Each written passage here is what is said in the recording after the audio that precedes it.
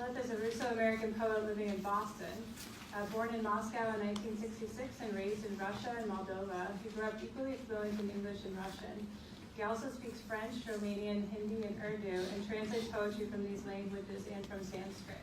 I'm reading on page 187, if you want to follow along. He holds 2 academic degrees from Harvard and a PhD from Boston University, where he wrote and defended his thesis on Samuel Beckett under the advisorship of Christopher Ricks in 2009. Nikolaev's poetic works are published internationally, including such periodicals as Poetry, The Paris Review, and Grand Street. His collections include Monkey Time, winner of the Verse Prize, and Letters from Albanderry. New volumes are forthcoming from Mad Hat in the US and from Poetry Walla in India. Nikolaev is co-editor-in-chief of Fulcrum, an anthology of poetry and aesthetics. Thank you so much for coming today.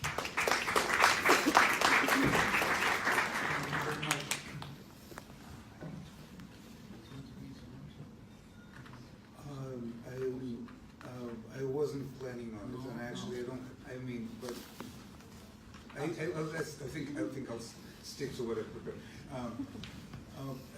I thought it's such a great idea to start a poetry reading with a joke. I think I'm going to steal the cue from Princess Moon and tell a joke. Maybe you've heard it. I know it's an old joke, and many people will have heard it. But it's about 2 different ways of looking at the world. So the optimist says, "This is the best of all possible worlds," and the pessimist says, "Yes, you're right."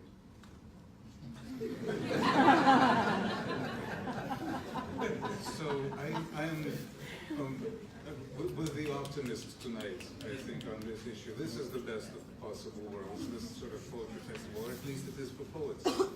And what I especially like is how many of us, or if not most of us who have come to the festival, I mean the poets, we're all of different backgrounds, many of us are immigrants.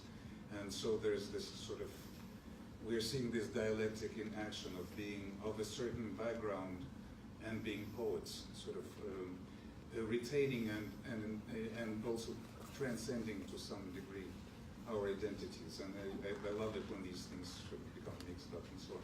In some ways, as a poet, I have more in common with, I think, with poets of other nations than I have with many representatives of my own Russian nation. But in other ways, I suppose I share certain specific values too that are Russian. So anyway, it's a great mix, and it's my pleasure and honor to be here. I would like to thank the college and Willie Ramirez personally for inviting me. And without further ado, I'll just read some poems. There will be some overlap with the poems in the anthology, but I'm not strictly reading the exact same selection. I think about half of the poems are overlapping. Eagles. 2 eagles circled over Cambridge today, a rare sight, lovely against the chalkboard sky. Drawn to stare, I soon noticed that they went around in near-perfect circles at even speed. In fact, they looked exactly identical. Their widespread wings didn't so much as flutter. I heard a thin electrical whiz and wondered if they carried tiny surveillance cameras on board that would scan Shakespeare and the pathos of rambling that I was reading.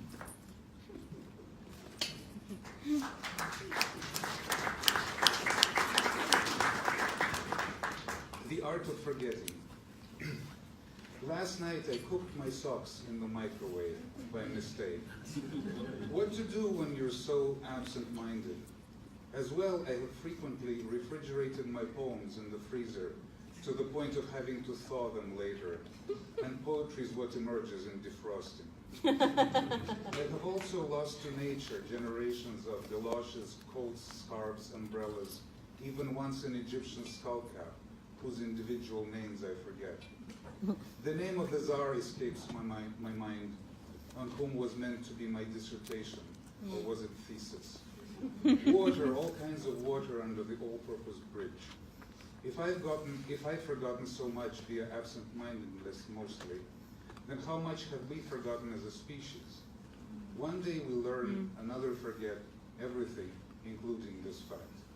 It's possible, given enough time and effort, to forget anything, which is why we like to reminisce sometimes on those who've decided that they don't like us.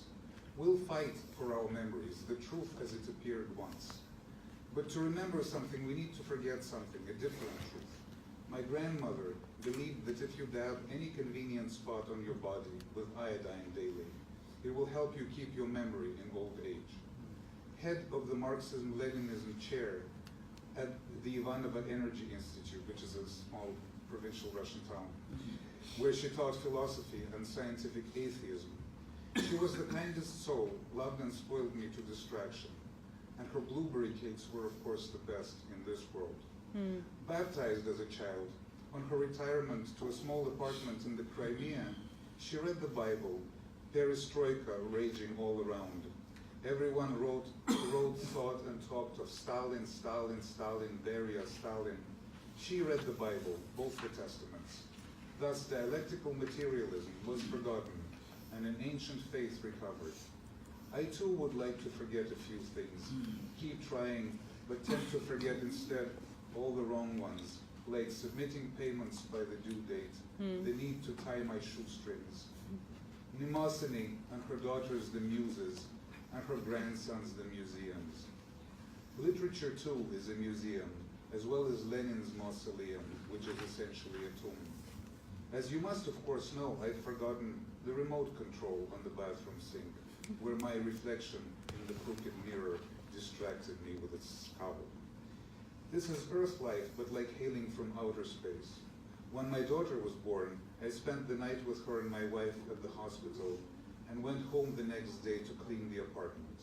I vacuumed the floor very thoroughly, my thoughts soaring far and wide. Little did I notice that the vacuum was running in blowout mode, so the condition of the floor changed hardly at all. This still makes my wife laugh, and may indeed be worth remembering against all death.